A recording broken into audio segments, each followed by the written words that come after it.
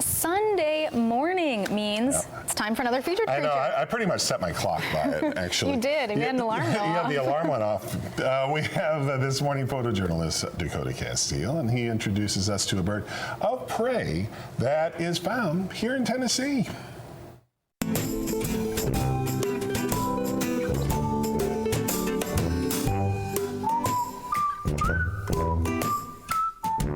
This week's featured creature has a unique way of capturing sound. This bird of prey uses the shape of its face to direct sound towards its ears. This is our barn owl, B-A-R-N, and they're called barn owls because they like barns. That would be a typical habitat for them. They also like old abandoned structures, and they will be up high in trees as well, but they prefer the abandoned buildings. What brings this barn owl to reflection writing, and is her situation something that could have been prevented? This is Dark Face, and she's here with us because she is a partial amputee. She's been hit by a car. It's a very common occurrence with raptors. We call it the apple core theory. So if you're in the car and you're eating an apple and you get it down to the core and you think, I'll throw it out, it'll biodegrade, it'll feed the earth, I'm not littering, it'll be good. You can throw it out and it'll land on the side of the road, and it takes a while for it to biodegrade. And while it's biodegrading, it attracts rodents. And the raptors are the birds that eat the rodents. So when they swoop down to get the rodent or swoop back up, they get hit by a car. What's something specifically unique with this species of owl in terms of its hearing? One of the most unique features to the barn owl is this awesome facial disc.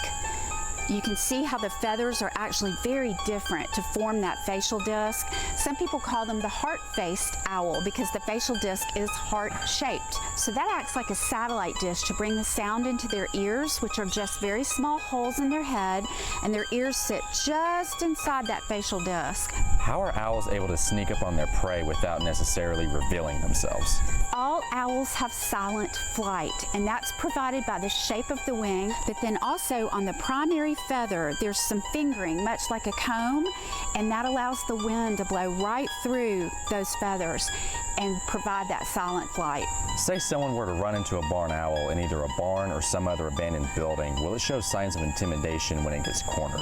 They have this awesome dance that they do called toe dusting. They will spread their feet apart, actually stomp their feet back and forth, put their wings all the way out, and then shake that head back and forth. And that is supposed to be a form of intimidation.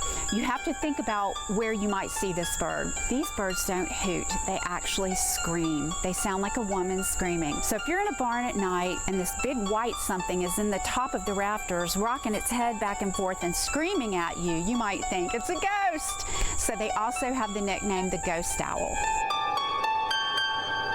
Female barn owls usually lay between 4 to 7 eggs in a clutch. The young that hatch are called owlets in owl terms. For this week's featured creature, I'm Dakota Castile. It's always good to see Safari Dakota. Safari Dakota with his hat and everything on. Yes, that's his feature. He's created that, and I'm just very proud of him. I give him a little bit of a jab here, but I'm really just kidding because I'm just so proud of him. He just, that was his deal. And we have to give him props, especially for this one. We were talking earlier. Right. We were a little bit scared of this owl. Yes, I was. And then the newsroom, they were saying, "Are we supposed to say they're dangerous?" Or something. I was like, "Well, not really," but you don't want to mess with them. No, you don't. They'll start screaming, and then that's it for you. Perfect. Well, thank you so much, Dakota.